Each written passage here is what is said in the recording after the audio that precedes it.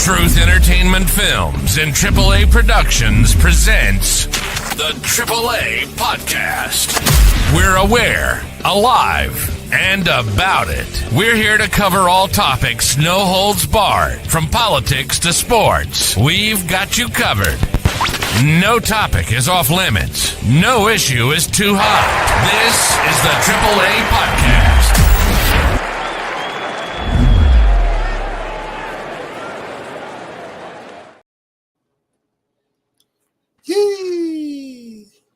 Welcome to another episode of AAA Podcast. I am Godless Reggie. This is Black V or J, depending on which day of the week we're talking about. Yep. And this is NJ. How y'all doing today? NJ, we got you on, girl. I'm all happy. It's long overdue. We had her on before, but man, I've been feeling like she been needing to be a part of what we got going on and what we keep talking about in the world because she's so knowledgeable. So thank you for blessing it. Well, thank you for giving us your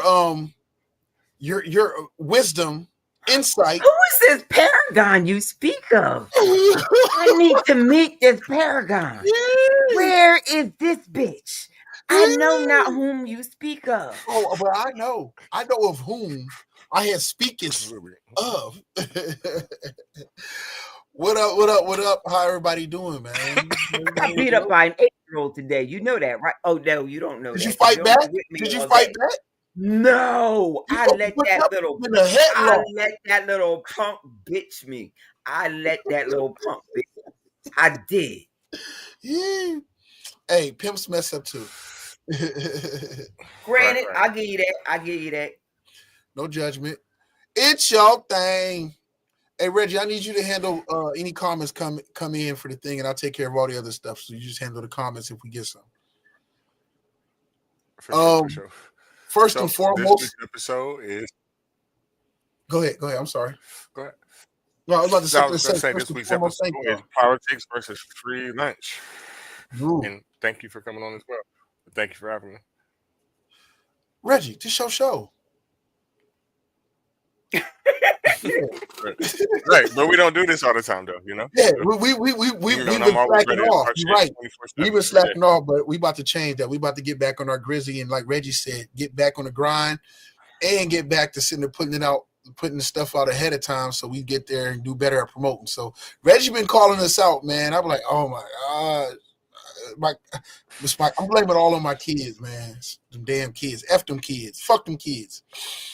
Wait a minute, didn't you just say that your baby is graduating high school? Yeah, and getting her associates. And did not just get done saying I got beat up by an 8-year-old? So if anybody should be saying fuck them kids, it should be me. I got beat up by an 8-year-old. I'm supposed to be in unison with you.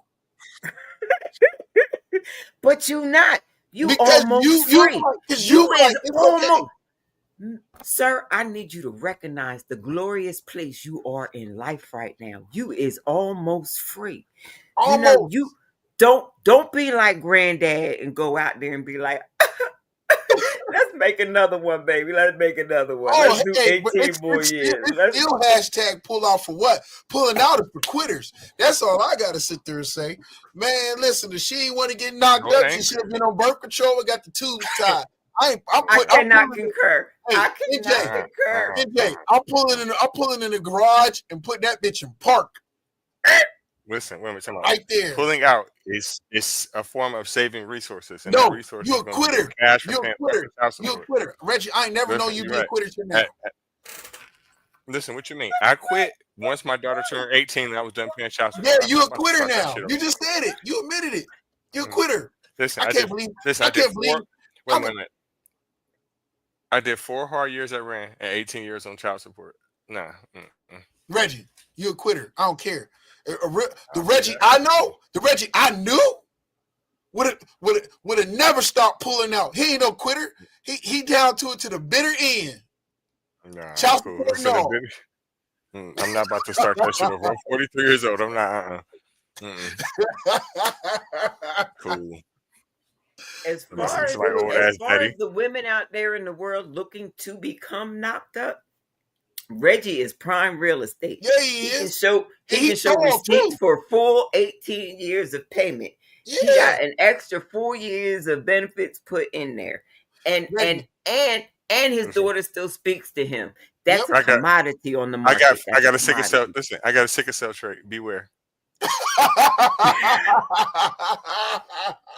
I have found out that only the aliens have a problem with that trait. Everybody else is good with it. Yep. Yo, all right, let's start this off, and let's start it off right with the new. Oh, we got a comment. Who commented? Who the hell? The news, and let's go ahead and what the hell? There we go. Let's go. Tripping. The news. UPS cites Trump's tariff as it announces expected layoffs of 20,000 workers. We gonna listen. We gonna I don't know. Well, I don't know. I don't know about that. I don't think that's a good idea. And this is the reason why. Lately, I've been starting to think, maybe I didn't came up with this idea way too late in the game. But I've been thinking about trying to get shit from China. Bro. Now that we know it's all out in the open, that all them bags and all them shoes and shit is made the same way, I'm like, why not just start wholesaling and selling the shit myself? So I know that other people got to start thinking that too, So with them, right. So if all these people getting laid off, who's going to handle all this, Wait a minute, you think there hasn't been a back channel for all of that stuff from China already incorporated? You asking me or Reggie? Absolutely. Either one. Listen, this is all. Yeah, I think so. I just think it's a horrible deal, and they're using the tariffs for the horrible deal they did with Amazon and some other companies to try to get out of it.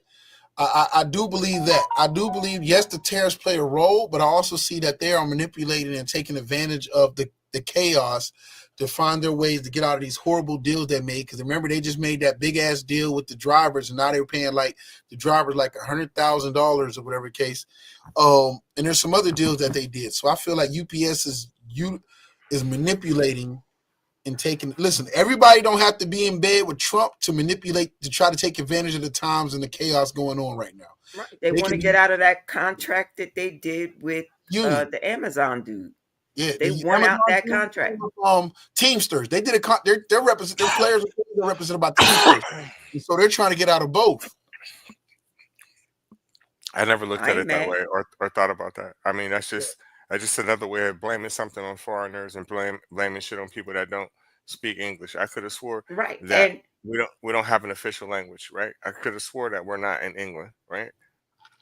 The thing that really upsets me is that people do things without knowing that they're doing certain things. And I'm going to give you an example, right? One thing I've noticed people doing is really doing the oppressor's job for them. And it comes with this situation. When you say things, whether if you know that you're doing it or not, when you say certain things like, well, everyone should speak this language, everyone should do this, everyone should do that, you are doing Massa's job for you. As a Black person, why would you give a fuck what language a person speak? Oh, and I forgot to add that to the news. The only thing I can possibly think of is convenience. And I get it. We all want to have things convenient for us, right? We all want things to be made easy for us and where we can. I would agree with you, Reggie, except for one thing. Did they not take out Duolingo, the app that everybody was using? No, they still got it. Because I use it. But still, that's just unreasonable to ask people to do that, especially when the country is built on immigration, right? Everybody here is an immigrant. So how the fuck are you going to expect these people to automatically have to know, like, English? That's crazy.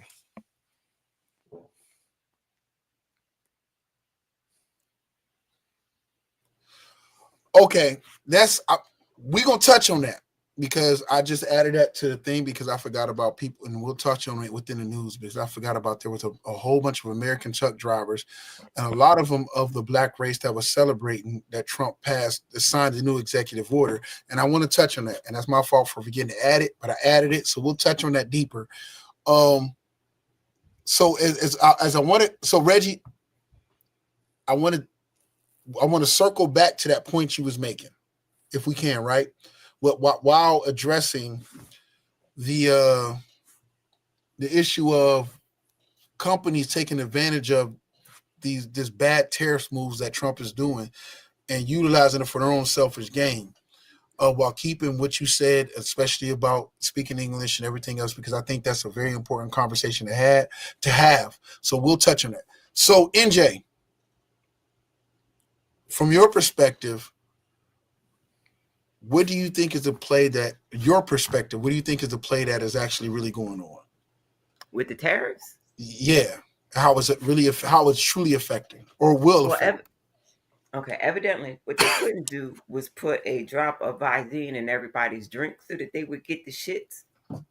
So what they did was they came out and they said, look, we're going to do some company restructuring under this thing called tariffs, and we're going to make America great again, and everybody's going to love it. You just got to make it through the tariff part. And everybody said, yeah, whatever. I make enough money. I got it. I ain't worried. And they said, oh, you didn't know? So before the tariffs even take place, before we even know how this is going to affect the market, everybody going to lose their job. You all fired. Oh, shit. Now everybody's got the shits. Everybody's wondering why. Everybody's like, yeah, they took my job, but I was only 5 months away from retirement. Yeah. And they kept the young girl that they only hired 3 months ago. Why'd I get fired? Because you was close to retirement. They don't want to pay your retirement benefits. And they sure as hell don't want you on Social Security. Find a new job. And you're going to have to put in a new 20 years. Because now we work until 70. Congratulations. We making America great again. Yes, one tariff at a time. One tariff at a time.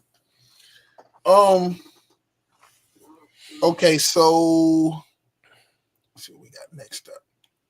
And I'm gonna keep it on this, but do y'all feel that the United States government is now, and I would say Trump's government, but maybe I think beforehand too, but let's be less cynical and just say overall blatant statement of the United States government is affecting the way that our news now covers and reports things going on. Where Trump has kind of made it to where he kind of, I don't want to say a gag order, but he kind of made it so these major corporations, like the government, can have more say in what they report and what they don't report, and how they report it. Or the fact that government agencies can now no longer just give access to information directly to news agencies or media outlets about what's going on, like the CDC and World Health Organization or other different organizations and things like that. He's made it so that they can't just go ahead and just disperse information directly to the media. They have to go through some form of a government official before they just put out information. I mean, I wasn't aware of that taking place. Well, them being able to do that. I am aware of the fact that even the first time around, he's been making this, what's the right word? Theory that whatever he does not like is quote unquote fake news. Yeah. So in that aspect, I would have to agree with your first statement. He is manipulating what the news puts out. He's also manipulating it to the point where certain people can get fired from certain jobs if they don't align with what he thinks or what he believes, and things like that. But I don't know if he's directly giving information or, screening the information that goes to outlets like MSNBC and things like that. I'm not sure about that. So it's I guess in the sense of they watch, they pay attention where everything goes out, but now they just, what the best way to do is now media outlets used to have direct access to the CDC, direct access and information from a lot of other different government agencies. And so what they did was they limited the access that they had. And they basically told the CDC, you will not, and you cannot give information or you cannot alert the American people on this unless you get approval. So because the way COVID went and the way that they felt, the United States government felt that if it was up to them, they kind of would have tried to keep a lid on COVID as much as possible, not create the worry or the concern and everything else. And remember, these are the same motherfuckers that thought treat it like a regular cold and it would have bypassed quicker instead of acting like it was a what's the word that we called it the big word, a pandemic. Yes. I agree. I mean, especially when you're talking about his personal statements. You know, the man talked about, drink a disinfectant, bleach, things like that.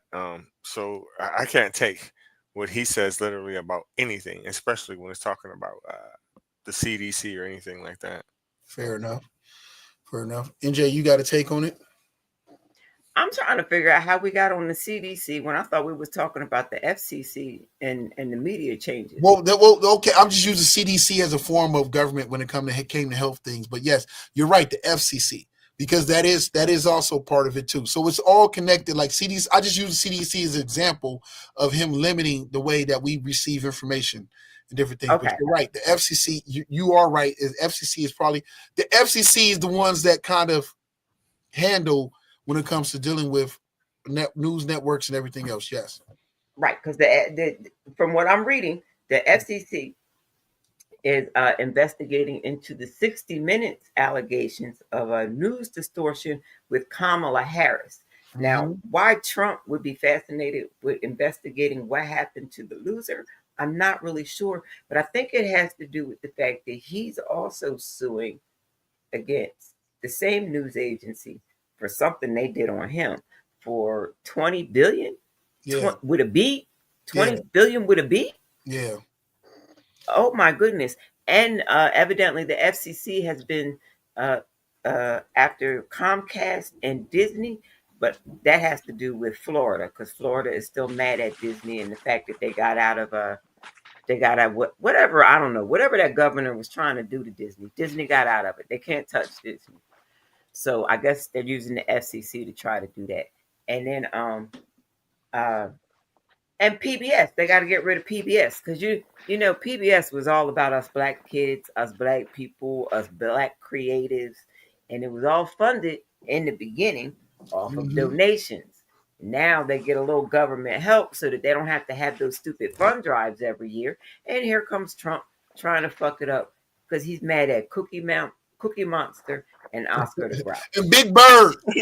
Big Bird. Oh, he mad at Big Bird too? And Bert and Ernie taking baths together. Now that Sesame Street sat there and said Bert and Ernie was gay. Okay. You know, Boy Cousins was taking baths when I was younger. I don't know how to tell you all this, but Boy Cousins was all getting shoved in there at the same time by Granny. Look, Granny did a group of boys. Granny did a group of girls. There wasn't none of this individual shower bath. What? NJ, he knows. Don't let him fool you. Both of them know. Hey, D80, we don't know what he's talking about. Yes, you do. Yes, you do. Well, I don't know nothing about that. If it wasn't for the fact that my kids told me to stop putting their stories out there, I'd be telling you I wasn't no better than Granny. There was boys and there was girls. I ain't got time for all that shit. Me and my brother never had to take baths together. That was a no. And y'all only like a year apart, please. They might not have taken pictures, but y'all was in there together. Man, I don't know nothing about nothing, man. I don't know what you're talking next about. Topic.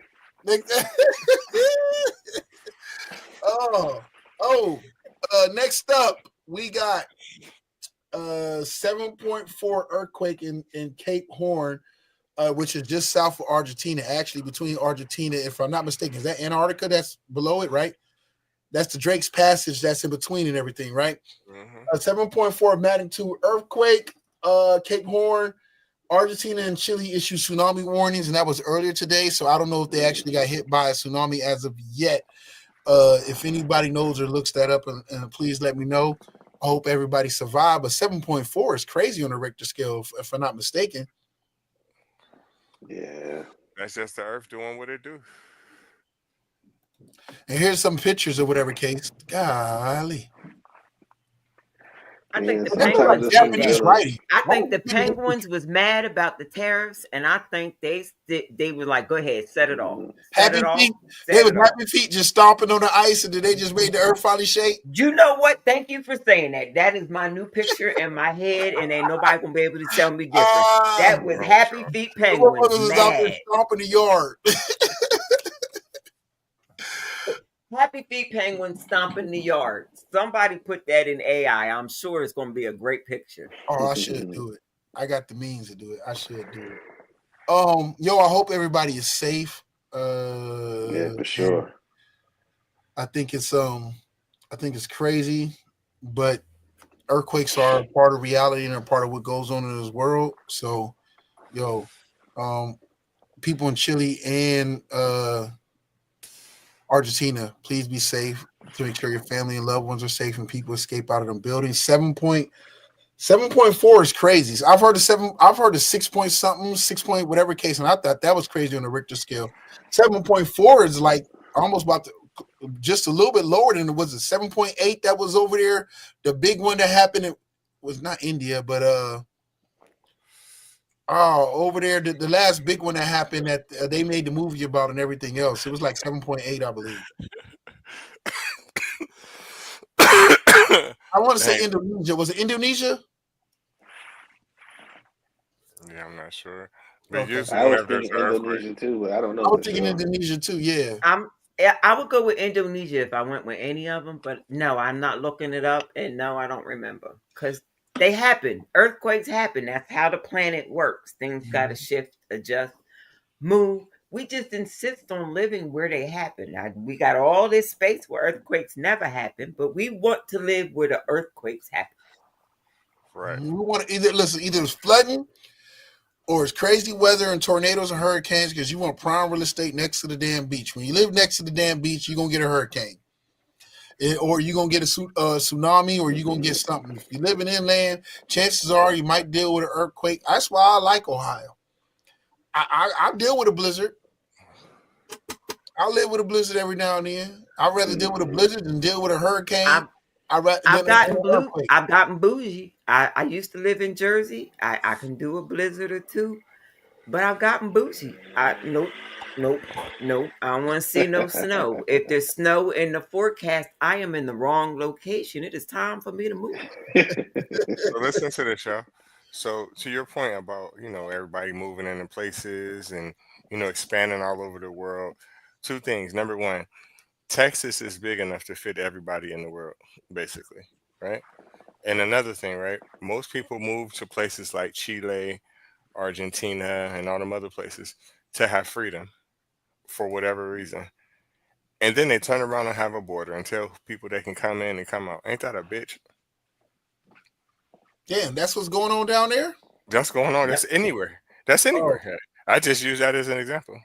Every time humans find a new place to run for freedom, here comes colonization to throw a border on an imaginary map and tell you are free to come and go, but there's some rules to this now. Mm-hmm. Yep, and it usually consists of if you dark skin. Well, I beat that boy Juvie. He done got me again. All right, what we got up next is right wing extremism on the rise worldwide, not just here in the U.S. Germany is having a big issue, and so is, if I believe, in the U.K. is also experiencing a huge rise in right wing extremism. France too. It's just happening everywhere, not just the U.S. Does anybody have any info or thoughts or explanations? Mad Caucasians. What you have here is called Caucasian madness. They are hearing the truth about themselves all day, every day. They don't like this truth. They are finding out that they bred with Neanderthals. They are finding out that they do not have enough of this thing called melanin in their skin to protect them from the sun. There is a lot going on for these human beings at this time. So you have to excuse them as they go through what I call truth madness. The madness is in the truth as it comes forth. Damn. Well, it's interesting with it in the UK. And the reason why I say it's interesting there is because I know that UK is what's the right word? Pretty much a secular country, but you do have a big rising of the Muslim influence now. So, and most of these people are from like Pakistan, the parts of India that are Islamic and places like that. So I'm wondering how you're having this big far right uprising while simultaneously having that uprising while simultaneously becoming a secular country. That's a little bit much going on at one time. She said, I know. I know. Speak on it. I don't know if you heard, but a while back, those same nationalities that you just mentioned got kicked out of Africa. Whole bunch of them in one shot. Some went to South America. Some went to America. Most of them ended up there in Europe. And that is where that population came from. And they still mad. They still suing Africa over plantations that they had there that they ain't seen in 20 years. But they are determined that they are either going to have the government give them the value of the property or allow them to come back. Well, I'll be damned. D80, speak on it, my nigga. Speak on it. I don't know anything about that. Oh. I just know that there was a great man once, and his name was Malcolm X. He had a quote, and he said, "Chickens coming home to roost." So, I mean, you start with violence, you end with violence. It's just a way of life. I mean, when is hate not on the rise? You know, like when was that never a thing? As far as I've been alive, it's always been a thing. We were really introduced to it from Rodney King. That's how I got introduced to what white violence is like. Now, granted, black people and brown people did kind of burn up LA, but it didn't start there. They just finished the job. And what Trump is doing, it sets the climate for this, man. He just stirring the pot, and he loves it. Whip it real hard. Whip it real hard. And I'll say this. Racism never made any sense, but it makes a lot of dollars. Damn. It's all about the money. It's all about the Benjamins, baby. What y'all want to do? Want to be ballers, shot callers, ballers. Okay.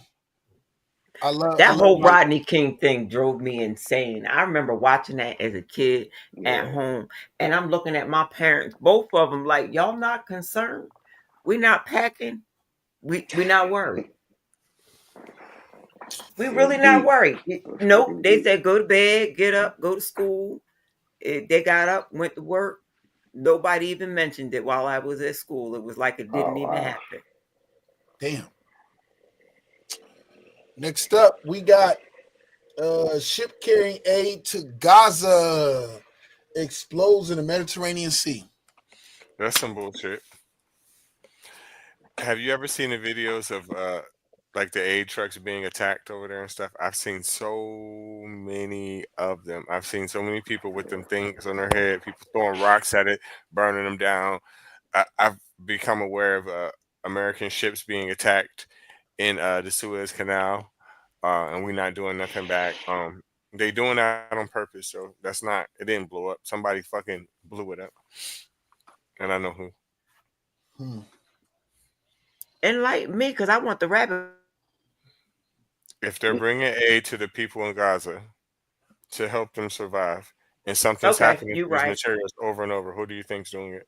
Yeah, you're right. I got it. You're right. Yep. Don't say it out loud. The fucking live get took down for just telling the truth.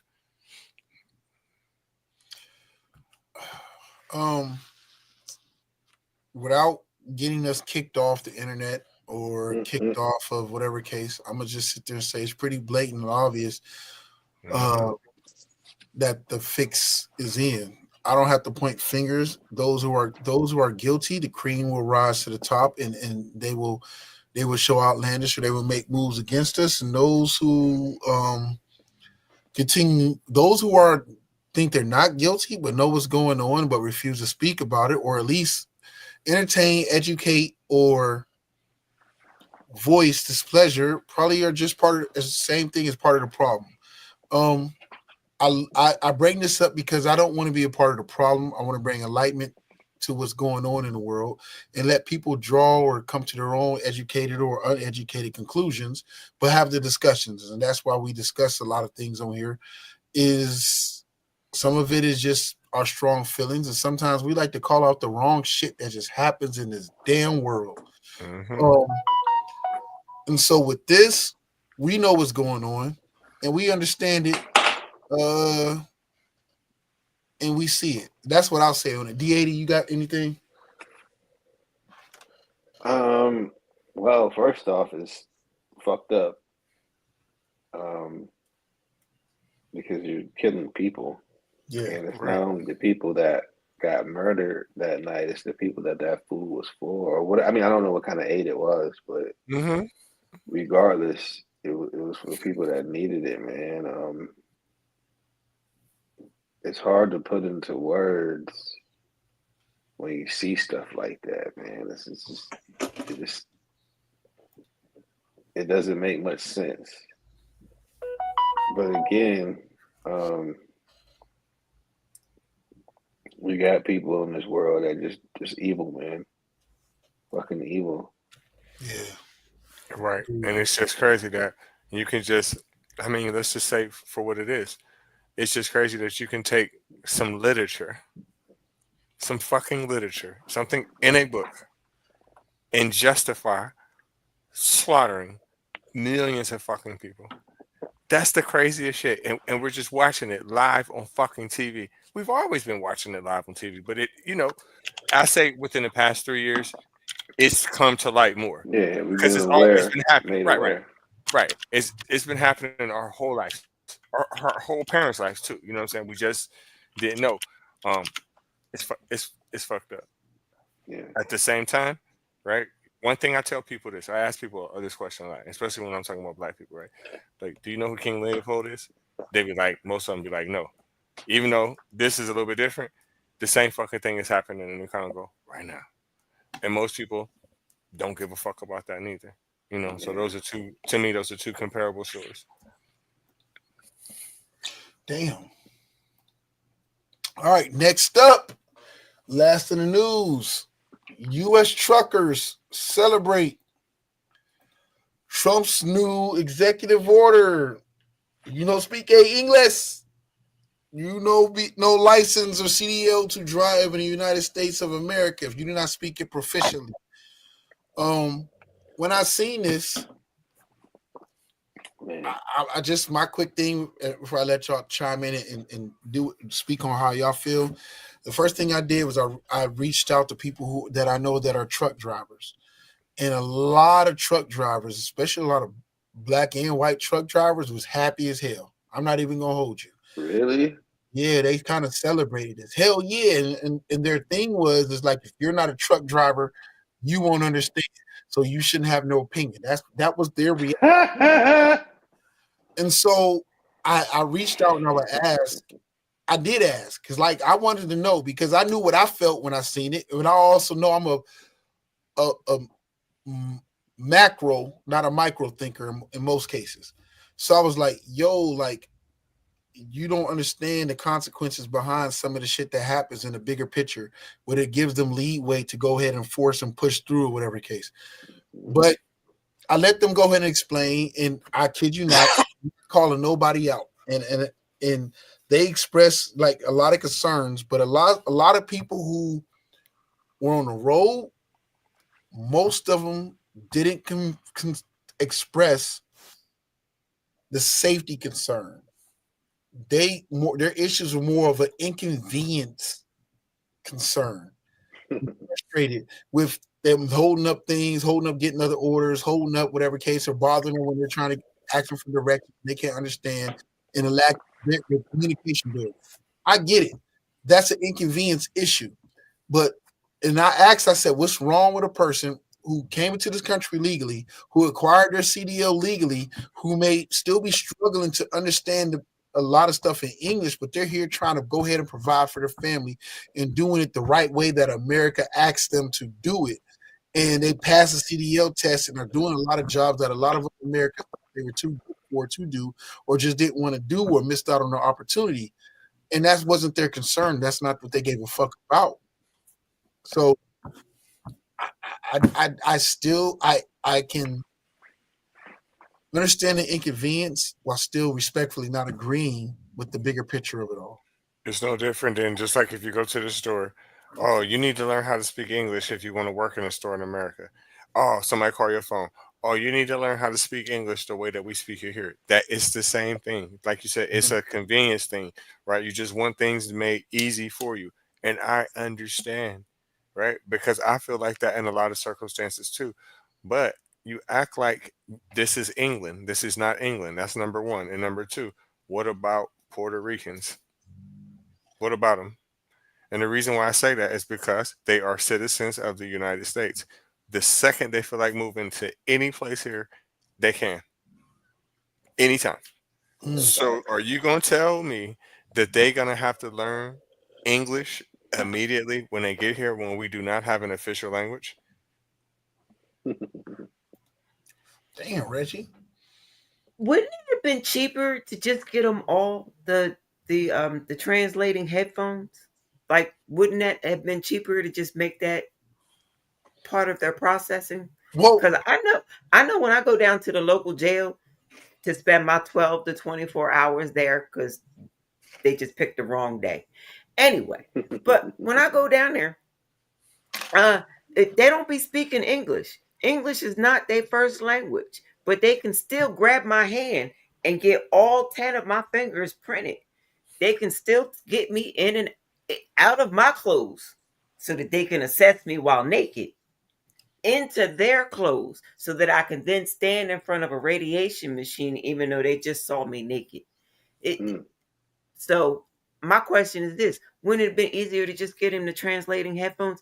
Isn't it easier to use the technology than to take away from an already fucked up job market over language barriers? We don't want to convenience others if we feel like it's an inconvenience to us. And I don't know, and I sound ignorant, and please correct me, and I know get in the comments with it, because this is just my personal opinion, that where did we as Black people becoming so entitled in this fucking country to not understand the struggle of other people trying to make it in this country who are here, that are willing to fucking do the work that a lot of us at this point feel we are too fucking good to do. To a lot of them that a lot of us don't feel a lot. There are a lot. You know what? We are all about to be Jay-Z and Beyonce. Yeah.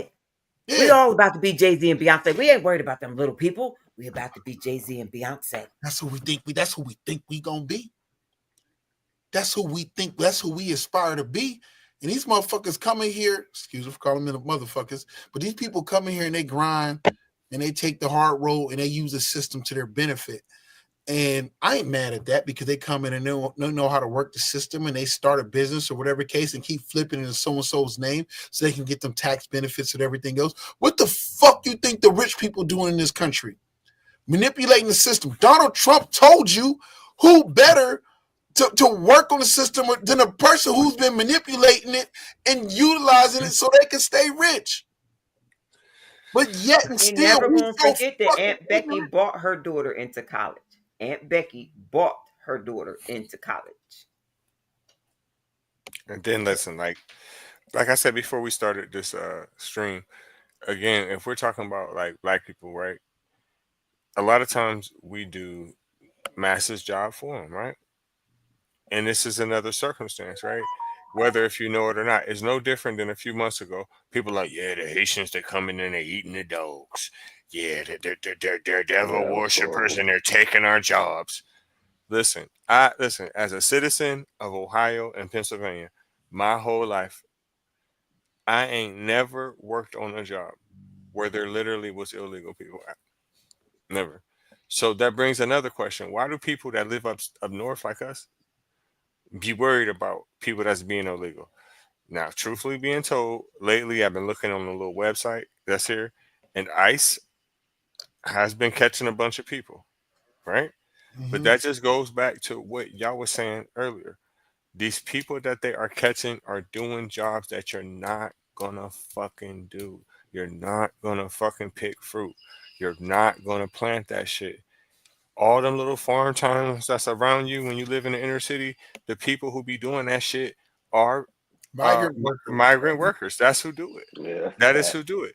And think about this, right? Your grandparents did it too. They did it. I know mine did. My mom did. My wife's parents were migrant workers. Right. And they sat there and did it, and then they sat there and contributed. The biggest misconception is that these people who work these jobs don't pay their taxes. They're some of the biggest tax-paying motherfuckers in this fucking country. They add and help contribute. It's unavoidable. I don't know, man. It's just sheer ignorance, and I get it. Did anybody have anything else they want to add to before we jumped into sports? It's propaganda, is what it is. Yes. Daddy, you got anything else you want to add to before I jump in? Well, I think, and I don't know the people that you talk to, but it's unfortunate for people to have that perspective that, just because it doesn't directly affect me, it's okay because it affects my enemy. But that gun's going to be turned around on you soon. Mm-hmm. And we're going to see how you like it. Facts. Yep. In the words of Tony, what goes around comes around. He ain't slick neither. Who? Before we move, he ain't slick neither. I see what he's doing. Nobody ain't just talking about it. He's just trying to transition everything to fucking India because for some reason his ass gives India preferential treatment. Oh, because India is still willing to do the money with us, but they doing their own slick shit on the side too. They like playing both sides of the table at the same time, and eventually India it's gonna come to head. But if they can appease him while appeasing China at the same time and make the moves that they're making, India is playing for keeps. They feel that they got a population and a growing economy and thing to be a big contributor or big say-so in the world. And I'm not knocking it. Do your thing. In the words of Humpty, did you want to go? Do what you like. Say what you like. So, but I would like everybody to remember this when it comes to India. India has a caste system from birth. You cannot break the caste you are born into. Keep that in mind as they are trying to spread out amongst the world. Yeah, NJ be full of that knowledge, man. Knowledge breeds power. All right, let's jump into it. NJ, thank you again for your insight. I'm gonna try my best to recruit you to be fucking with us on this podcast on a regular because I love your take, that honest, that rawness, that realness, and that truthfulness of it. But let's jump into sport. And she got some crazy TikToks, man. She be on it. Yeah, she be on it. Right. And y'all jump into sports, and I'm gonna be a girl in the room. I'm listening, but I'm gonna be smoking a cigarette. I'm listening, but I'm a girl. I'm gonna go smoke a cigarette. Do what you do. All right, NBA playoffs. D80, our Cavs, they moved to the motherfucking second round, y'all, bitch. Yeah, man. Well, we got the Pacers coming up. Yeah, we got the Pacers coming up. This isn't updated. So the Celtics got the Knicks coming up. OKC has probably, I don't know who yet, and we don't know what's going on in the West, but we do know the East is kind of decided. Yeah, the East is decided for the next round. Yeah, it's going down. I mean, I'm I mean, I'm not excited, to be honest with you. I mean, I am excited. I don't want you to think I'm not watching because I'm watching the games and I'm rooting for the Cavs for sure. But I really don't want to get excited until they play Boston. Right. I think that's the telltale time. And when they beat Boston, that's the NBA Finals right there. I already know they got it. So whoever comes out the West, it doesn't really matter to me. I just think our Finals is beating Boston. I want Cleveland to win, but I would bet good. I would bet good money that they lose. It is haterade bullshit. They're gonna nuke. They're gonna nuke the Pacers for sure. Haterade bullshit. For sure. I ain't even mad at it. But Boston, that's a tall feat. I mean, I'm not saying it's going to be easy. I'm not saying it's a gentleman's sweep. I think it's going to go 7 games, but the Cavs are going to win that series. I think the Cavs can win that series. I think the Cavs can win it the best of 9. That's what I think. Look at the bizarre rap styles. Use my beat, the B.I.G. I put the key. It's my bad. It's just Yeah, Reggie tripping, man. He on that dope. No, hey, Jason Tatum gonna come out shooting threes. You know he is. He gonna come out shooting bombs. You know it. Bro, I don't know why y'all keep putting all that faith in it. You know it. Listen, okay. Let's say he has a mid series. Let's say he just mid. Say he averages like 20. So we more worried about the other cast than we are actually at Jason Tatum. That's what we're more worried about Jaylen Brown and Pritchard and Kristaps actually showing up than we are Tatum. Listen, the only way Tatum is going to have a mid-series, like I just told you, is if you double team. And then after that, you're going to have to leave one of them open. We got old boy from the Hawks now. We Gucci. Gucci, baby. Yeah, listen. Y'all got hell coming for you. I hear you. It's okay. We wouldn't have it either way. We wouldn't have it either way. All right. Next up, touchy subject, but Shedeur Brown. Shedeur Sanders to the Browns. Play on, brother, play on. It is your opportunity to go and take it and go and make it yours. Only thing I would sit there and say, and I know me and my brother fell out about this and everything else, but all I would sit there and say is I'm happy he's in Cleveland, for one. For two, what better place to go and have to go in and earn it and take it from okay competition, but not the greatest. And I feel like he'll be embraced like no other if he goes into Cleveland. Because Cleveland, if you go in there and you win it for Cleveland, bro, them fans will love you. They love Baker Mayfield until management and everybody else put the whole propaganda out to turn it, and the media turn against Baker. But Baker, it sucks. But I feel Shedeur can come in here and do even greater things than Baker did. I think it's dope.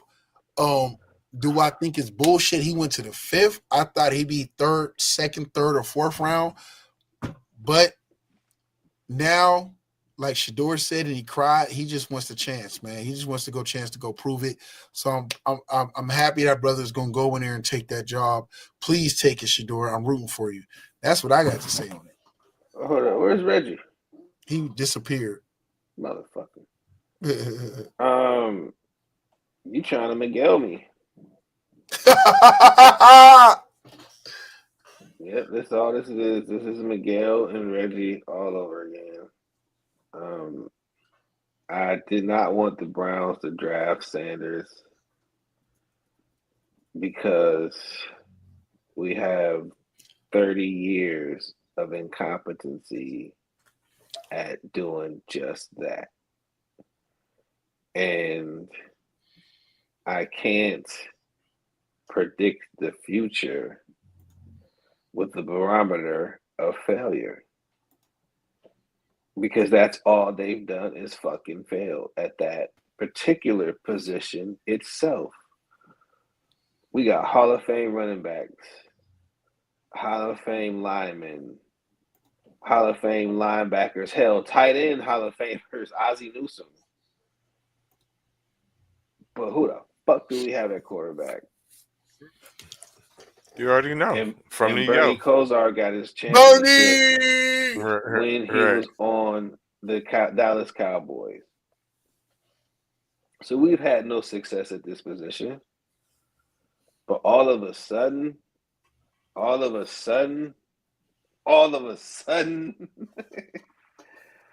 no, that's not how it works. And my fear is that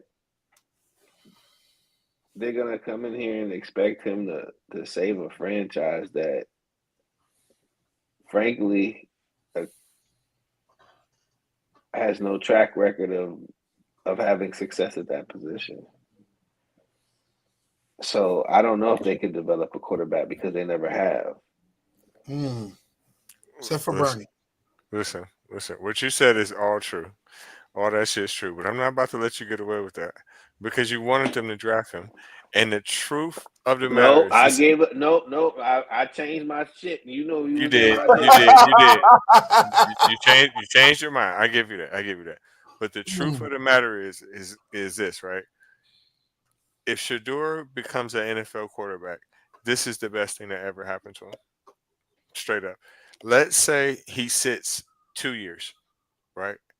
Anywhere he goes, say he gets traded, because you don't really want to put him in a starting position. He's probably about the fifth quarterback on their roster right now. It's okay. He's a fucking millionaire already. He's made in the past 2 years what most rookie quarterbacks make in their first 5. I was about to say he's the only fifth rounder with a Gatorade commercial, a KFC commercial, and a fucking Rolex deal.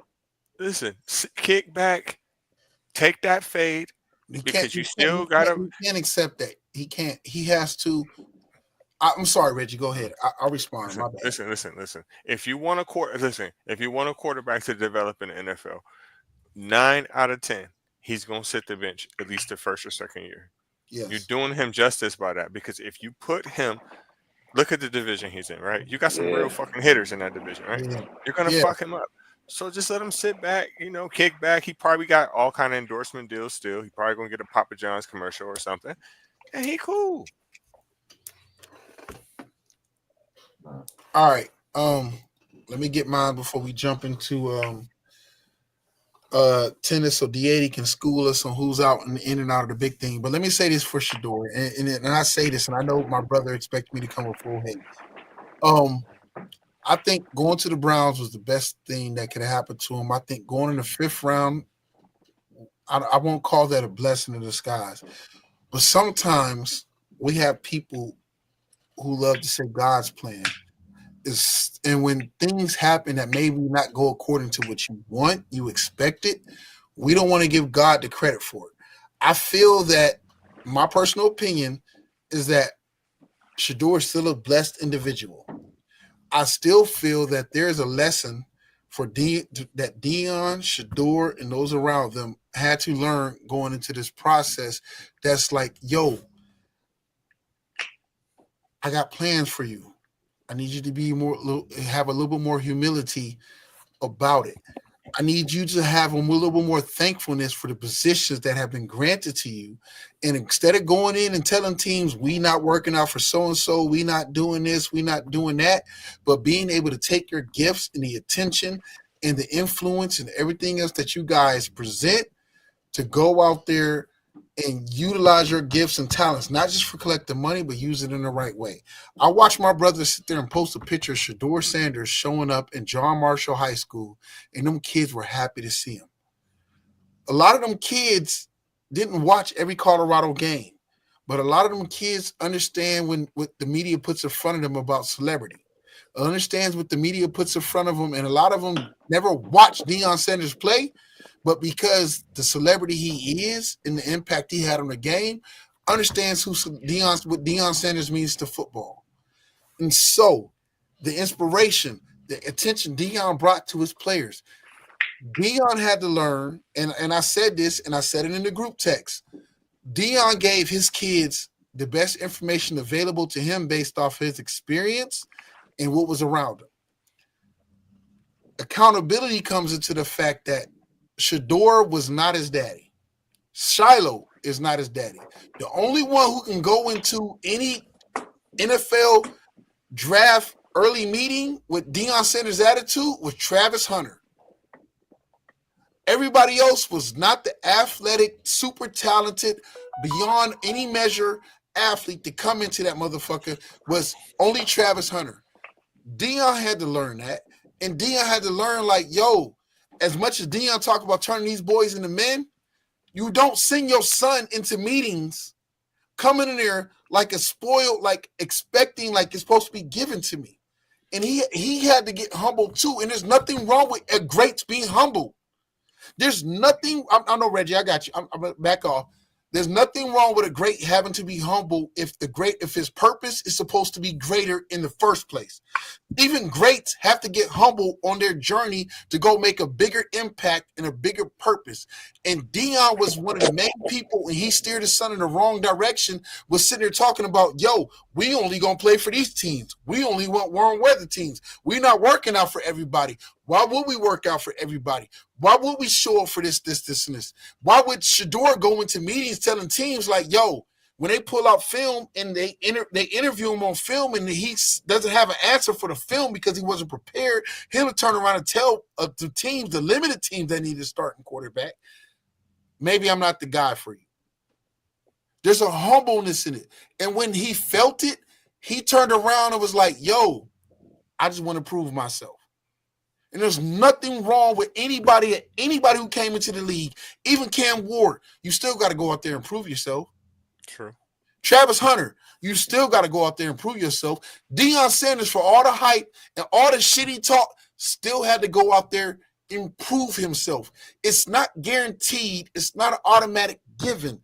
Go out there, earn it, take it, make it yours. Shedeur, I want you to succeed in Cleveland and become the greatest thing to fucking ever happen in Ohio or the Midwest. And it just so happened to be that you're my favorite cornerback to ever play the games. Fucking son, do great. But humbleness, but appreciation of the opportunity, but understanding that, bro, everything is earned and not given. Happens when it comes to the NFL compared to college. In college, you don't have to prove shit, but because you was in high school, you was a big name, they give you millions of dollars. In the NFL, it's similar but slightly different. And now he's going to have to go out there, and I know he will prove everybody that he is him.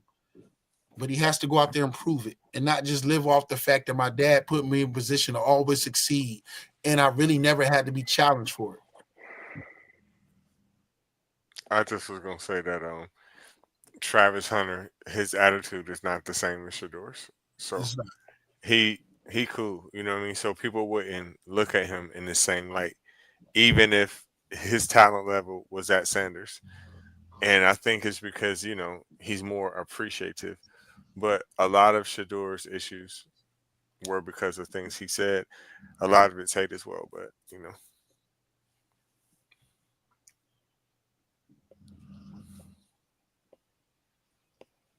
No comment from no. Wait. A little devil advocacy here.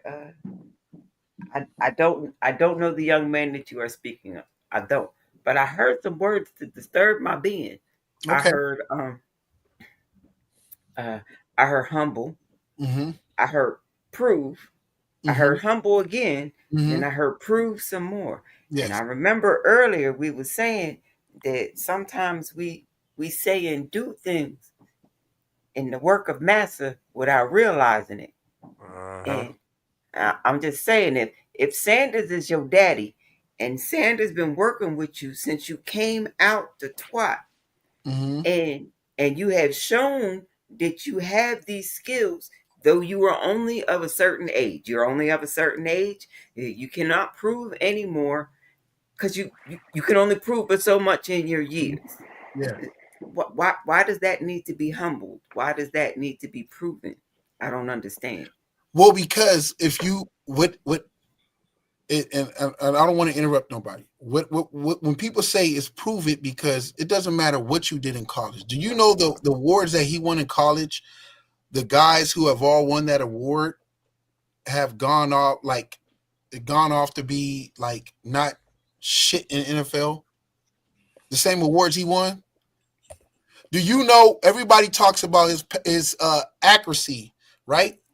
and he had a great accuracy for the season. And if you sit there and say guy has 74% passing accuracy, and then everybody's like, yo, why is he going whatever case? And then you sit there and say to somebody like, yeah, but 55% of his passes was at or behind the line of scrimmage. Those are screen, and those who understand football, those are mostly screens and pop screens. And then you sit there and say, okay, that's not really a big thing. And then you go and say, well, he played behind a horrible offensive line. But those who watch the sport sit there and go and break down his film and realize. So what I'm sitting there saying is like, I can't speak for nobody else. I know what I watched. I know what I went back. I know what podcasts and different things of people who played that position or whatever case, who were professional, who broke down his film was like, yo, he's good. He's not as great as he thinks he is. This is by far a very weak quarterback draft class. You can feel how you want to feel about wherever you're at, but with people are with those who are whatever case about it is like, hey, yo, if there were better quarterbacks in this draft, even Cam Ward wouldn't have been the number. If Cam Ward went last year, I was about to say he got picked first, so you can't really say that. Like what I'm just saying, Cam Ward got picked on his upside because he was a tremendous athlete. With Shedeur is not a tremendous athlete. None of the other quarterbacks that played were tremendous athletes. Shedeur, just like Trey Lance, who got picked early and shouldn't have got picked early, just like Malik Willis, who got picked and he shouldn't have got picked where he got picked, because people look at the upside because of the athletic prowess that they have. Shedeur took a lot of sacks, and if I don't care if you want to argue, but I guarantee the film will argue with you differently. Shedeur took his offensive line sucked, but a lot of them sacks was also his fault because he broke when he didn't have to break out of the pocket. Because instead of stepping up into the pocket, he stepped outside of the pocket. How about the greatest quarterback in the NFL, who also was his biggest trainer, didn't push or move needles to draft him, which is freaking Tom Brady. Because of the fact that Tom Brady is the person who trained freaking Shedeur. Who's the most accurate quarterback in NFL history? Ooh. Steve Young. Yeah. Steve Young. Mm-hmm. Are his passes that same percentage that you just said, and I don't even have to look because San Francisco, my second favorite team, are most of Steve Young's passes at or behind the line of scrimmage? Yes. I would. Okay. Yes, for sure. Okay. If that's what you, I can look it up, but yeah, okay, that's what you say. MVP years. Think about the West Coast offense. All he doing is West Coast offense is not or behind the line of scrimmage. But he's throwing it to Ricky Waters. He's throwing short passes. He threw a lot of passes out of the backfield, but the West Coast offense is not a lot of screens and pops like that either. There are a lot of time screens. I ain't no football guy like that, but you sure about that screen shit?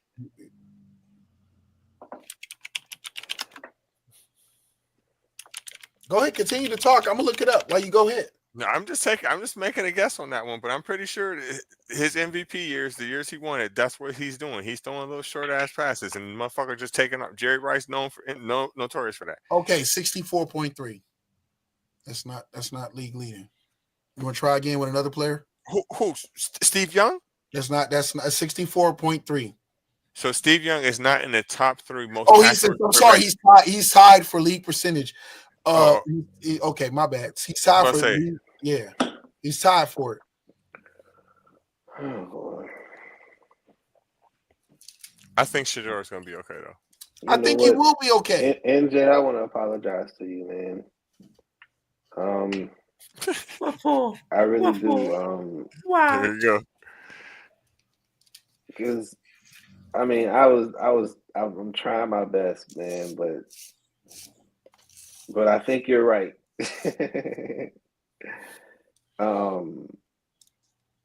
I think when you do Masters work better than he does, I mean, what can you say? What can you say? You're fried. I'm sitting back and I'm amazed. Mm-hmm. He went where he went. I was right. But look, he shouldn't have said. Listen, I can agree with everybody, but where I would say about Shedeur, where he went wrong at is him and him dad should have never said what they not gonna do. Now all the stunting you can do, but don't say what you're not gonna do. How about sitting there showing up, and when they pull up your film, and ask you to point out where you went wrong, and you turn around and tell them that, yo, I think you got the wrong quarterback. Or how about the fact that you limit who you talked to because you sat there and said, yo, they not picking me because you thought you was your dad, so you don't interview with everybody else to have a broader chance of getting picked and lasting as long when there's limited teams. He did it to himself. So you can blame master, you can blame race. They did it to themselves. I'm sorry. So wait a minute. These people that he should have interviewed with, they ain't been at his house as he was growing up? He ain't been at the barbecue with him already? I don't know if he went or did not go, if his daddy brought him around or did not bring him around. His daddy's connected. They all respected him. They made sure nobody leaked during the draft, except for one ignorant-ass reporter who leaked about how bad his interviews was, and that was the Giants who purposely did that. But because he limited the access to him, because he limited his workouts, because he limited what he was going to do or not going to do. So it wasn't the one snitch. It was not the one snitch. It was all the things that he didn't do. Even though we all know that his daddy is who? He's not his daddy. He's not the athlete his daddy was. He didn't show up and run a 4.19. He's not his daddy. So people stop sitting there saying Deion Sanders this. Shedeur is not the athlete Deion Sanders was. That's just the reality of it. Nobody is. Deion gave him the best information based off of his experience and what information he had compared to the fact that your son is not you athletically. Cam Ward in most drafts would never have gone where he went, but he was the better athlete than all the rest of them dudes, and the Titans was that damn desperate. None of these quarterbacks were viewed as starting quarterbacks, and Cam Ward still is like, all of us here can agree that we don't look at Cam Ward like he's really a starting quarterback. I do. I don't. Not as a rookie, but maybe in like a season or two. And it's not that Shedeur can't go. So that's not fair. That's not fair. Then if you're saying like we don't see him as a starting quarterback right now, he's rookie. Like, come on now. Right, but that's what I'm sort of saying. Normally, your first pick drafts are expected to come in with that thing, unless they go to a team who's like, yo, we're going to suck it up and give him time. They're all expected to be drafted to come in to be the heir apparent, the starter. Yeah, but still, I don't want my rookie quarterback. I don't give a fuck who he is starting. I don't care. Okay, but you're right, and I said okay. I didn't mean it within that way. All I'm sitting there saying is that I seen it. I watched the film myself. I seen it. I understand. I see where he made mistakes. I see why even Tom Brady, who his dad personally recruited to help coach him, did not reach out on the limb for the Raiders, who Tom Brady is part owner, to draft him. He just shouldn't have said what he gonna do and what he's not gonna do. Yeah, that's what I'm gonna say about him. It was a horrible, arrogant ass interview. Except your part you played in it. Except the fact that some of these motherfuckers was probably ignorant. Like, yo, we want to keep a nigga in his place because there probably is teams that is like that. And also accept the fact that you turned off a lot of people who didn't give a fuck about that because they knew you would generate ticket sales, but you didn't give them a chance to observe you because you turned them off because you didn't think you was going to ever be in a place to end up with them.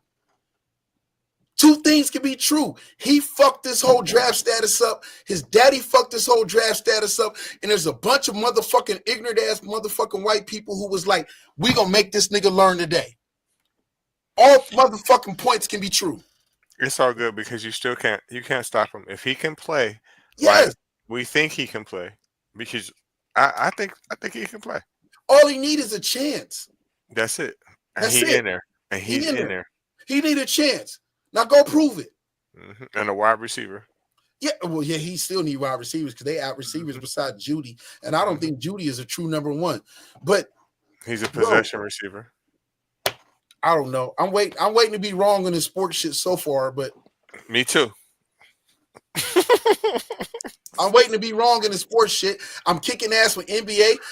Reggie. Did I not call you, Reggie? Did I not call you about the whole Reeves in fucking James Harden for one season and one season only with this season with the playoffs inbound? Did I not sit there and make that argument? I'm gonna give you that, but I think that's just a matchup situation. I don't want to be cocky, but I just be paying attention to try to do some research. I mean, who is really watching James Harden? Fair enough. You know, I don't. Fair enough. I don't know. I just know that Austin Reeves would never be on the level that a James Harden is at. No. That's not my. I never made that argument. I didn't say you did. I'm not saying you did. I just think that James Harden time is over. That era, James Harden, LeBron James, Kevin Durant, all that shit is about over with. Yeah. D80, you got anything? We go on to tennis next. You got anything you want to add on Shedeur before we go to tennis? Because you brought up the big names missing, and I couldn't figure out what to pull up. So I'm gonna bring up an image, but you want to touch on that for big names that's missing? Well, yeah. Okay. All right. I mean, we just talking over. I'm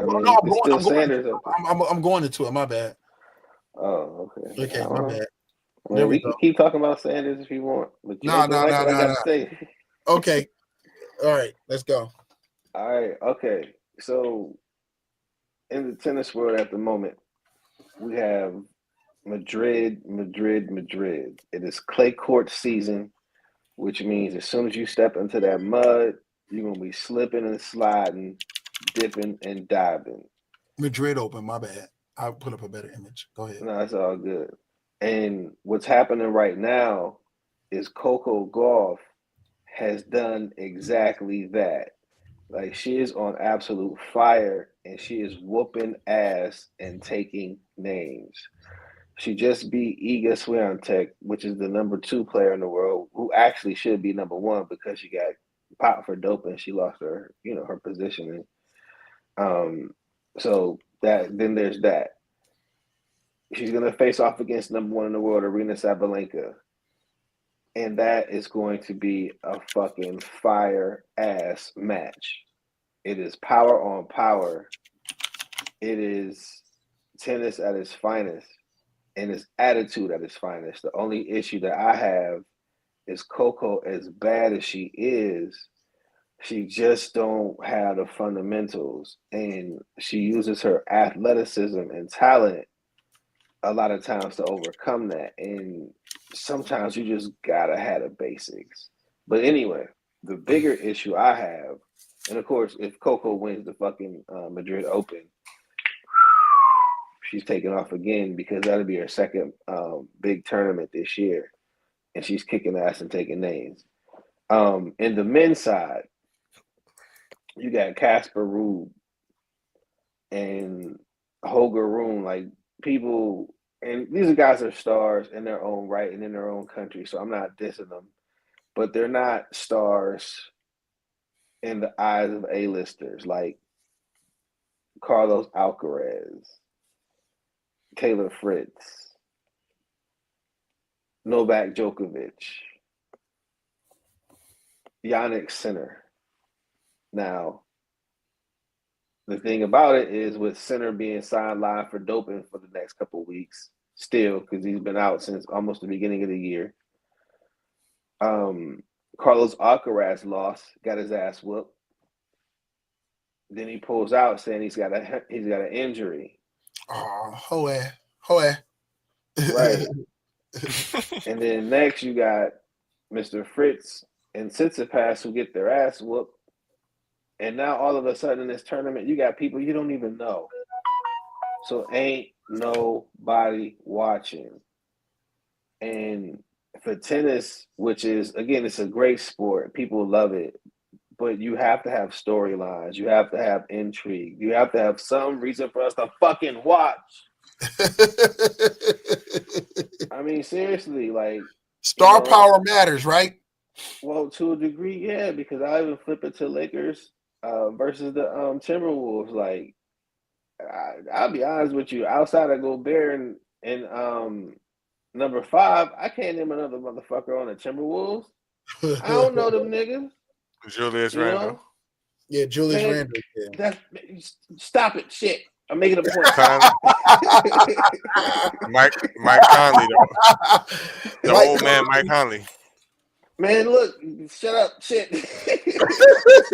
You messing up my point. But I get what you're saying, though. Yeah, I guess what I'm trying to say is like you watch because you want to see the young gun Anthony Edwards versus the old guard LeBron James, and you want to see that clash, and you want to see that young gun rise to the occasion, which he did. So that's the intrigue storyline. But with tennis on the men's side, you got nothing.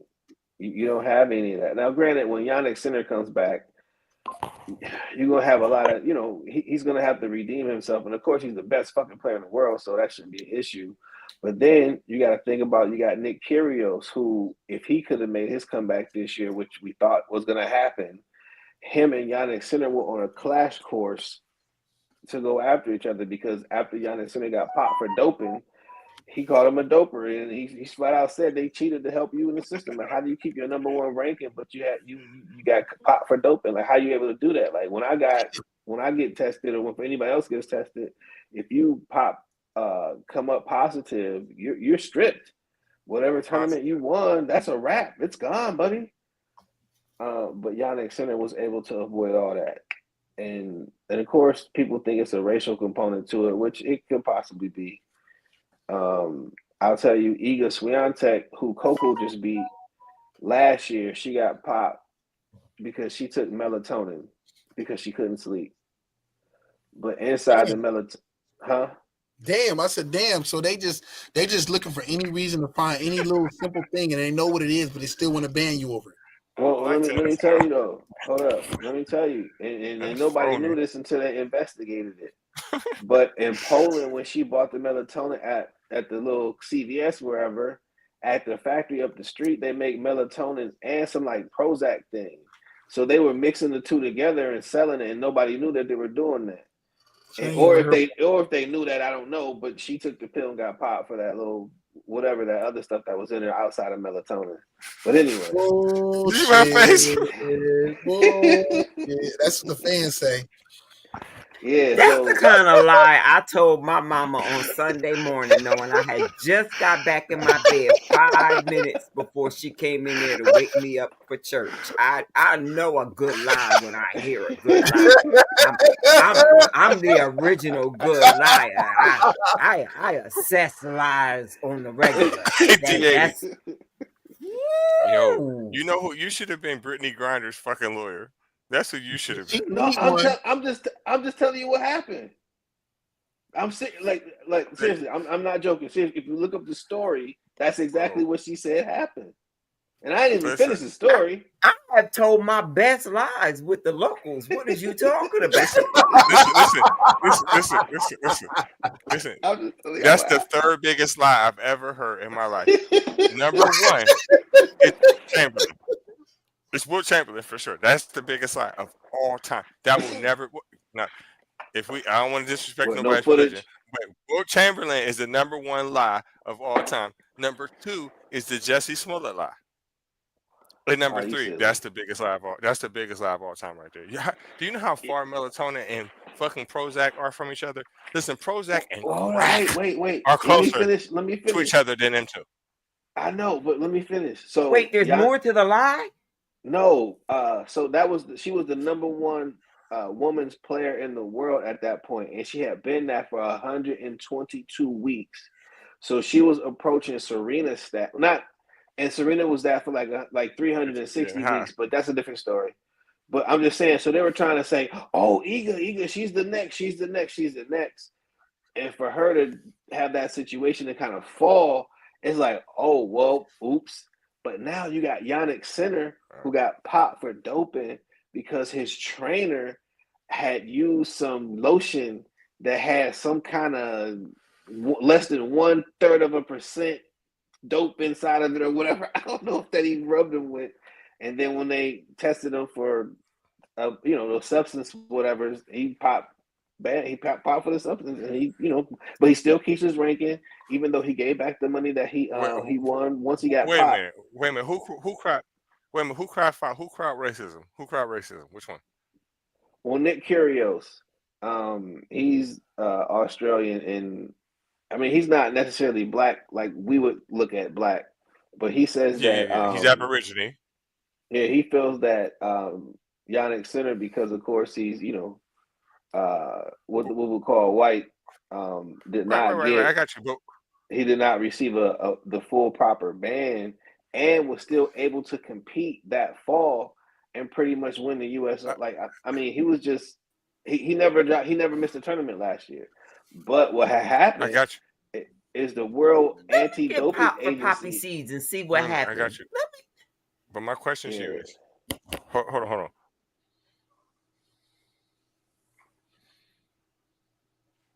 Did he freeze? I don't know. Reggie?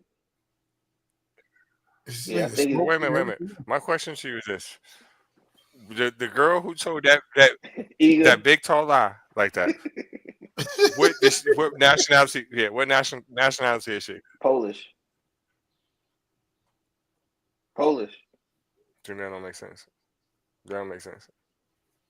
Why doesn't I don't even want to go down a rabbit hole. Do I want to go down a rabbit hole? I don't. NJ, you want to go down a rabbit hole? I'm just telling you. I ain't touching that with a 10-foot pole. She deserves a 2 or 3 year ban just for that stupid ass lie. The nation has been known to tell a tall tale or two. So it does line up with the country of origin of the person. God damn, the Polish be lying? Ooh, that's man, some of the best liars out there, bro. D80, you pretty versed in history. What is Poland's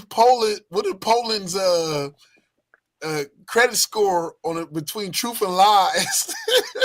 I mean, I don't know. I just know that that's up there with a lot of gods of lies.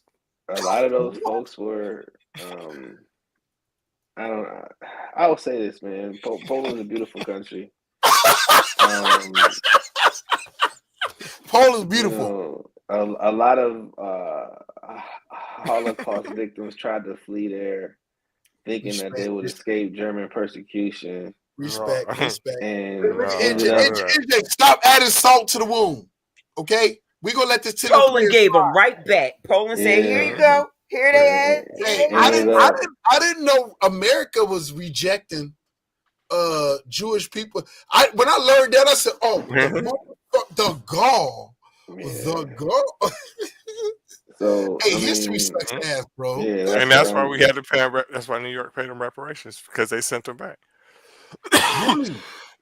Yes, they sent it back, and most of them got unalived. So New York gave them reparations, and that's why when people say stuff like, "Oh, well, we should get reparations," and bullshit, you gave it to them. These are facts. And I ain't getting no job until they give me my reparations. That's just me. Everybody try to beat me. I'm somebody special. All right, so let's jump into this main topic so I can let all y'all go have y'all amazing night tonight. The main topic is going to be why the GOP's oppression over taking away free lunch. Why the GOP has an obsession with taking away free lunch, and the U.S. willingness to responsibly tackle education in America. For me, my experience with discussing this topic with people who vote or whatever case more right or more Republican or more for Trump, let's just say that, is that in their mind they believe that it's a sense of entitlement. But these paying people who express that don't have kids of their own or haven't had to raise kids of their own to understand, like, bro, just because my kids eat for free at school don't mean that I'm not still worried about feeding these motherfuckers for dinner or buying their school clothes or going and getting their school shoes or getting their school supplies and everything else. You can't sit there and put that for me. And I don't know, because there may be some people who do have kids and don't worry about shit. But I know for me, And my kid eating for school at free, yes, is one less thing to worry about, but I got a whole motherfucking list of a whole bunch of other things to worry about added to that list. So I open that to say for y'all input, my bad. Listen, the bottom line is this: if you take away free lunches, there's going to be millions of kids that's not even going to go to school. The bottom line. So does that help prove their point with the free lunches, or does it take a? I'm just asking, and I'm asking for the conversation, not what that is the point they're trying to prove. That they feel it's another sense of entitlement from the American people that the government is feeding their kids and it's not helping nothing. It's just a waste of time and funds. So let me see if I understand this. They want the children there for an 8-hour day, but they do not wish to have the responsibility of feeding them. They don't want to let them out the building to go home at lunch because, well, it's very hard to get a child to come back to school after lunch break. I don't know about you guys, but I have played plenty of hooky in my day after lunch. I ain't gonna lie, for the perpetrate. So, and as one of the moms that got the phone calls from the automated system, your child missed third period today. Yeah, but I ain't gonna mention it because it was only one period. You know what I mean? Win the fight you can win. One period, okay. Half a day of school, where was you? Oh, the computer system was wrong. You was in school all day. No problem. Let me believe the lie for a little while. But they want them in there for these 8-hour days. They don't want the responsibility of their breakfast or their lunch. They don't want the responsibility of their learning, because I listen to teachers complain all day on TikTok on how their only goal in teaching is to get out of the classroom into the administrative body. So I'm trying to figure out where lunch is the problem. I have had the school systems around me right here in this great little provincial town in Georgia, and parents have gone to pay the whole tab at the end of the school year. You know, the end of the school year where they try to embarrass parents. Yeah, these children still had an outstanding balance, so they got an outstanding balance. Yeah, all the other books. Yeah, and they put their whole full name in the school paper to embarrass the fuck out of the family. Well, to keep that from happening, we've had people who got money and don't know what to do with it. Hey, I'll pay the whole tab. You know, the school turned them down. They turned down cash money because the embarrassment of the parents was more to the point. Damn, sir. D80, please, because bro, you work in the community a lot, and you deal with youth a lot, whether it's within the confines of your church or whether it's just the fact of the community work that you do. And so I respect your take on this. I'll talk about the end result first. It's unfortunate that people, may be affected for real by political stunts, and all we're watching is stunts. Like, nobody really cares about kids getting free lunch. Nobody cares about any of this shit that's really going on. The only reason why they're doing it is because they're trying to appeal to their base. And they're thinking that it affects Black people more than white people. And it don't. And it doesn't. But they don't really get that until they FAFO. And fuck around and find out. Yeah, then once these laws get passed, and all of a sudden you get all these white constituents at your doorstep screaming about, well, what about mine? What about? And then you'll tell them that, hey, we got subsidies for your kids to go to charter school, so get them out of public schools, here you go. And then they're like, oh, okay, and that was the goal all along. They're still going to complain about transportation, because that's one thing charter schools do not provide. And them charter vouchers, that don't even cover 50% of the charter schools charge. Preach. Or the food. Well, and think about this. Public schools aren't profitable. Right. I hate this whole thing that your government is supposed to be profitable. And I could be ignorant. And please, any of y'all on here, tell me. My government is supposed to responsibly administer, monitor, and correctively use the money it makes off of whatever deals or tariffs or whatever the hell we got in place or taxes to administer the funds in a productive way to our society so that we continue to grow forth, so that we continue to prosper and build. I just don't understand, why is it an argument that I know they don't argue about military, but why is infrastructure such a thing? Well, I mean, yes, they do to a degree, but why is infrastructure, education, and healthcare really an argument when those are all the things that is prosperous, and those are all investive or true investments a country should make into its growth, its future. All our enemies we fuss about, excuse me, excuse me. All our people we feel are enemies. China, excuse me, forget my thing.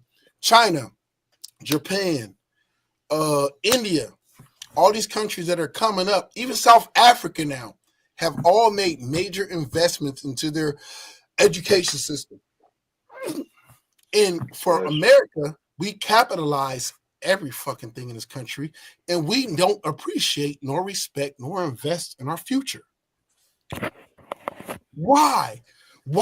Because how is that so hard to understand that the more we invest in these children who will lead us, who will be our leaders, or who will help us, why is that so hard to invest in? Because it's not about that. It's about making the money that you can make off the system you can capitalize on at the moment. It's not about the future. It's not the future or the past. It's about me making my money right now. How much did you say 1 year of college was at the one that wasn't being paid? University of Michigan, for her to go to University of Michigan for a freshman year was going to cost $75,000 for an out-of-state freshman. Right, that's crazy. Right. $75,000 for $75,000. Right. There's still 3 more years after that. That's profit, and the cost goes up every year. Right. That's why I stopped. That's why I finally stopped going to school. My grant that I was getting wasn't covering all the classes. I was going to have to come out of pocket. I was like, I'm not going to be a career student anymore. I'm going to have to leave school. Did y'all know that Japan does not charge for school lunches, nor do they allow parents to send their kids to school lunches? That they get whatever children are allergic to, whatever children have hypoallergenic, all the other stuff, and they make sure all the food is organic, healthy, and free to supply their kids.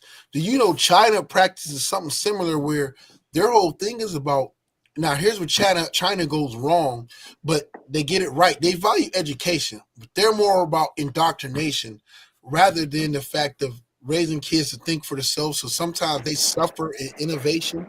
We're coming up with new things, but they know how to manipulate things that have already been discovered, but they're not the most innovative.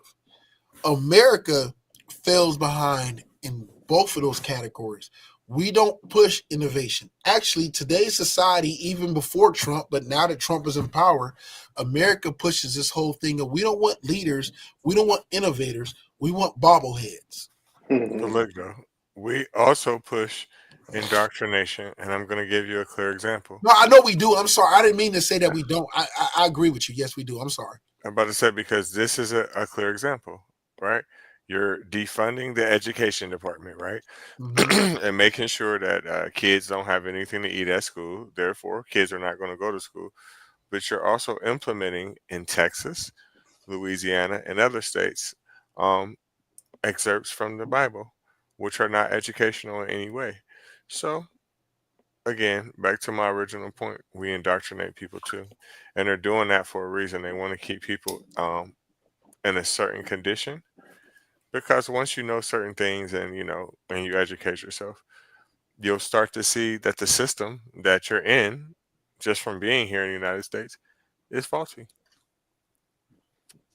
And when you're hungry and exasperated with your teacher, you will start praying. You're gonna find prayer. You hungry, you exasperated, you stuck in the building, whether it be hot, cold, because not all of them have air conditioning, heating, and all that stuff.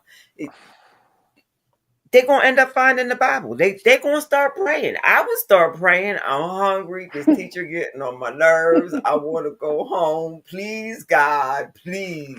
Even I would start praying, and I don't believe in him. I need something to make sense of this. I need something. Or it's gonna start fights because people are gonna be hungry as fuck, and they're gonna be like, you know what, and just start swinging.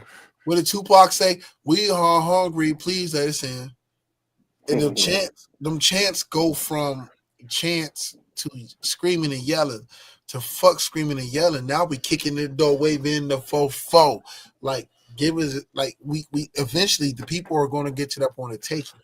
I understand why those on the right feel like the system is taking advantage, and it doesn't excuse the left, because the left is just as guilty as if sometimes in some cases more guilty of taking advantage of the people. And it doesn't excuse the right. It just means that both are duplicit. Is duplicit the right word? Both are duplicit in the status that we're in. What I have learned is that we, the people, also need to learn to take accountability, because we love convenience. We love easy access. We love the fact that people came and spoke to us and said Walmart and Target and the rest of these stores were the worst thing that ever happened to us. And then once we got a taste of that early convenience, that easy convenience, we continued and we pushed forward. We ran to it. We opened it with open arms, and we adjusted and adapted because we love convenience. We love everything going on around. How about this? Tell me if I'm wrong, and DA is the perfect person, and Reggie both, and you, NJ. Trump is 3 decades late with the plan he has in place as far as tariffs and everything else, and manufacturing and bringing it back. He's like 30 years late. It's longer than that. Probably 35 to 40 years late. It's too late. If he came over with 30 to 40 years ago, cool runnings, it's dope, it'll work. Today's society, the way things are, bro, we like Amazon, we like Temu, we like Alibaba, we like so many different things because it's cheaper, it's easy access. You got Americans who love convenience and fast moving, who are willing to wait an extra week on Temu to get something because it still costs us $25 to $30 less than it charged us coming from wherever the fuck else in America they was ordering it from, because they probably don't even still make it in America. But look, Jamardo, the only difference between everything that you just named now and how it was, 20 years ago, or even 5-10 years ago, is the shit still was coming from there. You're just skipping the middleman. So basically, they're just mad that you know how to get it from the people that they're getting it from. That's all that it is, if you really think about it. Yep, because whatever I can't get, the grandson has been doing wonders with his 3D printer right here behind me. It's hooked up to his own computer over here behind me. All you need is a young person with an imagination. Stop trying to worry about the stuff they want you to worry about. Okay, it's really not that difficult. Let me ask you this, and I'm gonna start with D80, then go to NJ. D80. Why does, in your humble opinion, why has America started to devalue the American education?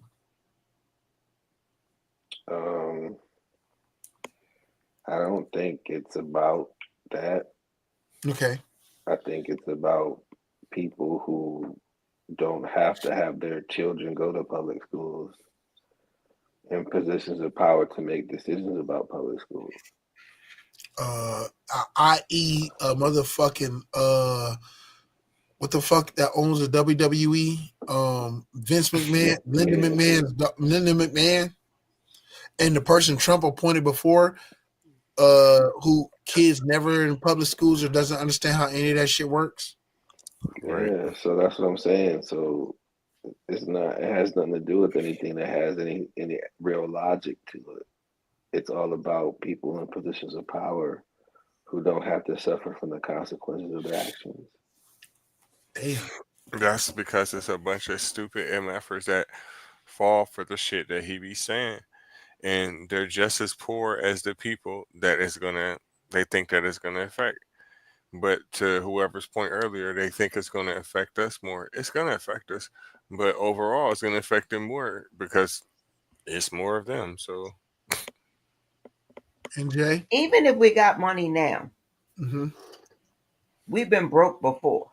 Yeah. If not our parents, then definitely our grandparents. So we've all heard the story. And we might not like it, but we can adjust. And as far as that education thing, I raised my kids in the Corporation of America public school system. I did not enjoy it. I did not like it, especially since I felt as though they were making my children stupid. I sent them to school brilliant. When they came home to me in the afternoon, they were stupid. So I took it upon myself to start running the grandkids' educations.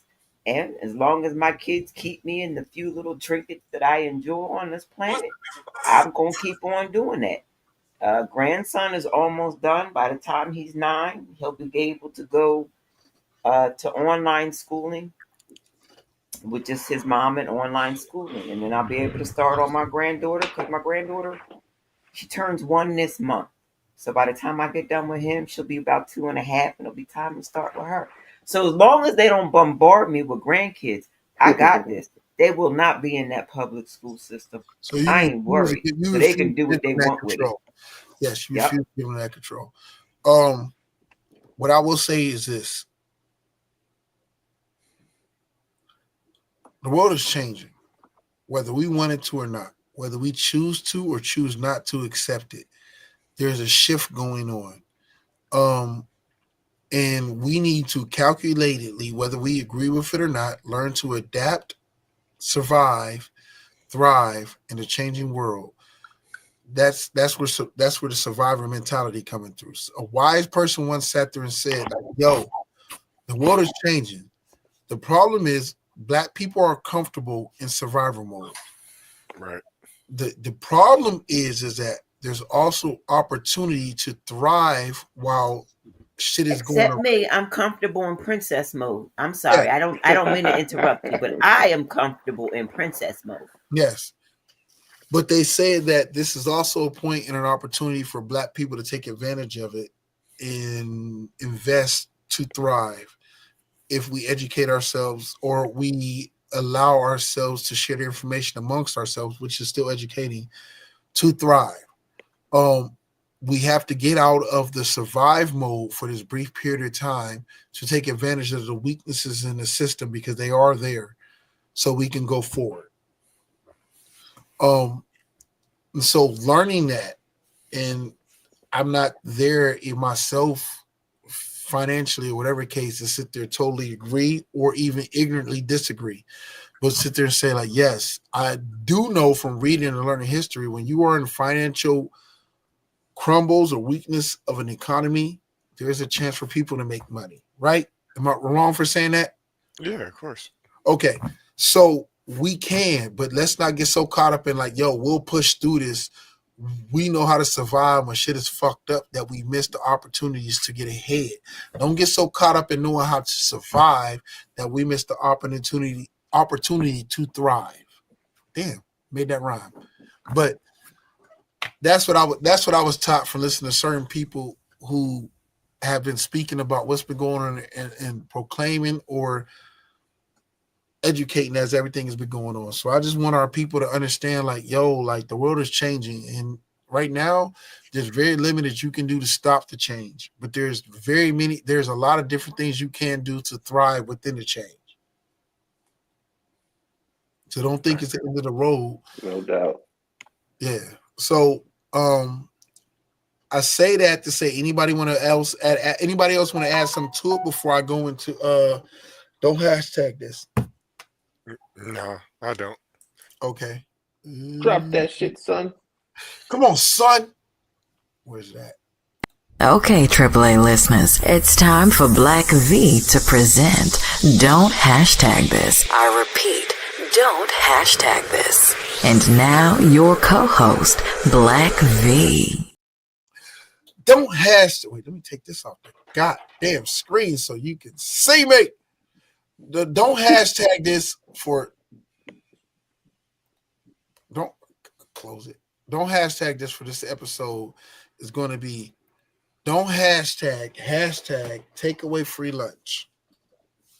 If you're thinking that's going to save you money in your pocket, if you're thinking that that's going to give you the opportunity to sit there and prove that you're a better, more prepared parent, or if you are thinking that kids getting free lunch at your kid's school is going to give your kids a leg up, I'm sorry to tell you, in the short term, yes. In the long term, hell no. These minorities, these brown, these black, and even some of these yellow people who are not going to minority financially, but still understand what it takes to survive, we will survive. We will find a way. We are used to understanding what it takes to survive and thrive in this country.